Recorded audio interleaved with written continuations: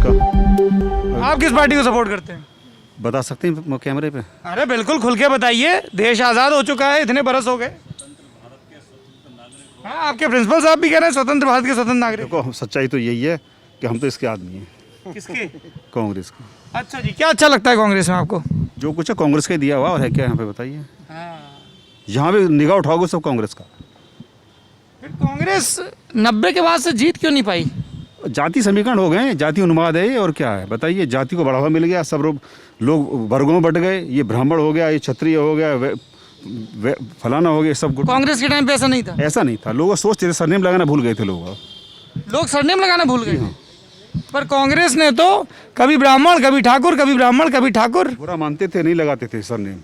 अरे वीर बहादुर सिंह, श्रीपद तिवारी, एनडी तिवारी, विश्वनाथ प्रताप सिंह, हेमवती नंदन बहुगुणा, कमलापत त्रिपाठी। इंदिरा जी के समय की बात है, उस समय सरनेम लगाने में महसूस करते थे कि शर्म लगती थी, सरनेम नहीं लगाना है। वो तो जेपी आंदोलन का असर था। हाँ, हो सकता है उसका भी, इतना मुझे जानकारी नहीं है।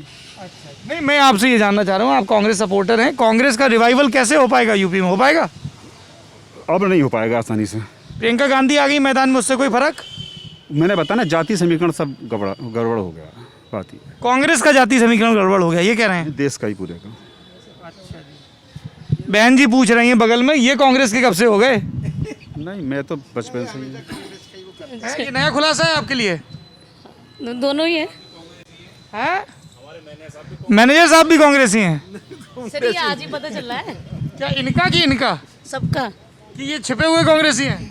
ये बीजेपी के टाइम में सभी लोग कांग्रेसी थे। हाँ, अब तो हम लोग भाजपा में हैं, क्योंकि हमारे विधायक जी अनिल शर्मा जी हमारे रिश्तेदार हैं। वो जो बसपा से पलट के आए हैं भाजपा में। हाँ, पहले अब वो भाजपा में है तो हम भी भाजपा में। अच्छा, तो जहाँ विधायक जी जाएंगे वहाँ आप जाएंगे? जाना पड़ता है रिश्तेदारियों में, जैसे ये नाना जी की वजह से है। इनके ना वजह से नहीं है। फिर क्या अच्छा लगता है आपको सपा में, बताइए? भाई हमने तो आज जब से जन्म लिया है ना सपा ही देखी है, क्योंकि सपा को पार्टी को उठाने में हमारे जो परिवार के लोग हैं, सब कुछ है, तो हमें तो बस अच्छा लगता है। नीतियाँ भी ठीक ही हैं। अच्छा जी, क्या नीतियाँ ठीक हैं? अब हम नहीं बताएंगे। नहीं बताएंगे। हाँ भाई मित्तल जी, किस पार्टी का जोर दिख रहा है बुलंदशहर में? सर मुझे लगता था यहाँ जो भाजपा पार्टी द्वारा से आएगी। सर भाजपा में क्या कुछ भी कमियाँ हैं, ये बात तो है कि जो दहशत मायावती के समय में थी, ऑफिसर के बीच की मायावती आ रही है, सारे ऑफिसर अलर्ट रहते थे, वही दहशत मैं योगी के राज में देख रहा हूँ कि योगी जी ने जो कह दिया कि यहाँ ये ऐसा होना है तो वहाँ ऐसा होता है, तो ये अपने में बहुत बड़ी बात है।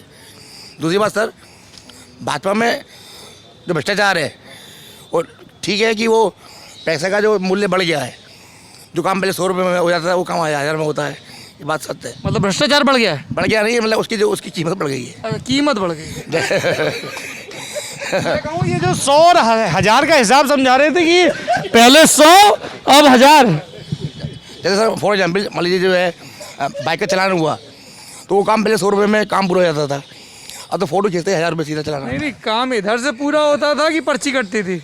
जो भी है, मतलब अब खुल क्या के नहीं बता रहे मित्तल जी, अभी शिक्षा व्यवस्था में खुल के बोल रहे थे। तो सर इसमें ये है कि भाजपा गवर्नमेंट अच्छी गवर्नमेंट है, कुछ कमियां हैं जो इसको ये। क्या कमियां हैं? सर कमियां ये हैं कि ये जो चेहरे यहाँ बनाए जाते हैं, जैसे जो शिक्षा मंत्री हैं, वो कोई भी निर्णय कौन है? दिनेश शर्मा है ना? शर्मा जी, वो कोई भी निर्णय कैसे भी ले रहे हैं। वो उन्होंने कहते हैं कि टाइम 8 से 4:30 बजे तक टाइम होना है टीचर्स का। आदमी को प्रैक्टिकली सोचना चाहिए कि क्या ये पॉसिबल है, प्रैक्टिकली होकर सोचना चाहिए। क्यों पॉसिबल नहीं है? नहीं पॉसिबल इसलिए नहीं है, एक जो टीचर 7:30 पर यहाँ आ जाएगा कॉलेज में और 5:30 पे 4:30 फ्री होगा, और वो लगातार सुबह से शाम तक 2 शिफ्ट में 10-10 पीरियड पर पढ़ाएगा, जैसे सर मैं हूँ। तो सर हम लोग भी ऑफिस में काम करते हैं, 9-10 घंटे काम करते हैं। नहीं तो वो सब बात सर, यहाँ काम नहीं करना है, यहाँ बच्चों को पढ़ाना है सर, और बैठ के काम करने में और सर पढ़ाने में सर बहुत बड़ा फर्क है सर। तो आपके बैक टू बैक थोड़ी लेक्चर लगे रहते होंगे? सर LT ग्रेड में 6 लेक्चर होते हैं सर, एक और 6 अगर 6 के हम डबल करेंगे तो 12 लेक्चर हो गए सर। अच्छा, आप ये कह रहे हो कि ये जो 2 शिफ्ट है इसकी वजह से वजन बढ़ गया, तो ये दिनेश शर्मा से आपकी शिकायत है?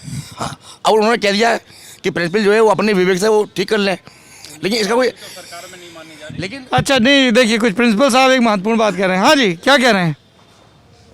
हमने सदन में उन्होंने जो स्टेटमेंट दिया था, जो शिक्षक विधायक है उनके सामने एक स्टेटमेंट दिया था कि प्रधानाचार्य अपने हिसाब से विद्यालय चला सकते हैं। हमने ऐसा कहीं नहीं कहा, हमने 8 पीरियड की बात की है, 8 घंटे और 9 घंटे के लिए हमने नहीं कहा। और वो उनको अधिकार है, प्रधानाचार्य अपने हिसाब से विद्यालय को चला सकते हैं। लेकिन स्टेटमेंट देना, और जो अधिकारी होते हैं वो अधिकारी किसी स्टेटमेंट, चाहे वो मुख्यमंत्री जी का भी स्टेटमेंट क्यों ना हो, उसका पालन नहीं किया जाता है। अधिकारी मनमर्जी कर रहे हैं। नहीं, मनमर्जी नहीं करेंगे, जो शासन से जो आदेश आता है रिटन में उसका पालन किया जाता है। बयान और लिखित में फ़र्क है। जी हाँ, उन्होंने बयान दे दिया। अब जो प्रदेश के माननीय उप मुख्यमंत्री हैं, अगर वो कोई स्टेटमेंट दे रहे हैं, बयान दे रहे हैं, उनको आदेश में परिवर्तित होना चाहिए था। अब एक इतने जिम्मेदार पद पे रहने के बाद में स्टेटमेंट दे रहे हैं और वो अगर आदेश उसका निर्गत नहीं हो रहा है, तो कहीं ना कहीं मुझे लगता है कि आपस में विचारों में भिन्नता रही है। या तो उन्होंने जो उनसे ऊपर होंगे, कोई जिनकी सरकार में मानी जा रही होगी, उनसे सलाह मशवरा नहीं किया, उन्होंने स्टेटमेंट अपने स्तर से दे दिया। और यदि उनको वो जो स्टेटमेंट दिया था वो अगर पूरी तरह से स्वतंत्र हैं और उनको हर बात को ध्यान में रख करके वो स्टेटमेंट दिया था, तो फिर उसको नीचे अपने अधिकारियों से, जो प्रमुख सचिव वगैरह होते हैं माध्यमिक शिक्षा के, उनके माध्यम से वो आदेश भी जारी कराना चाहिए था। इस तरह के निपट देसी वीडियो सिर्फ और सिर्फ मिलेंगे लल्लन टॉप यूपी पर। सब्सक्राइब करें।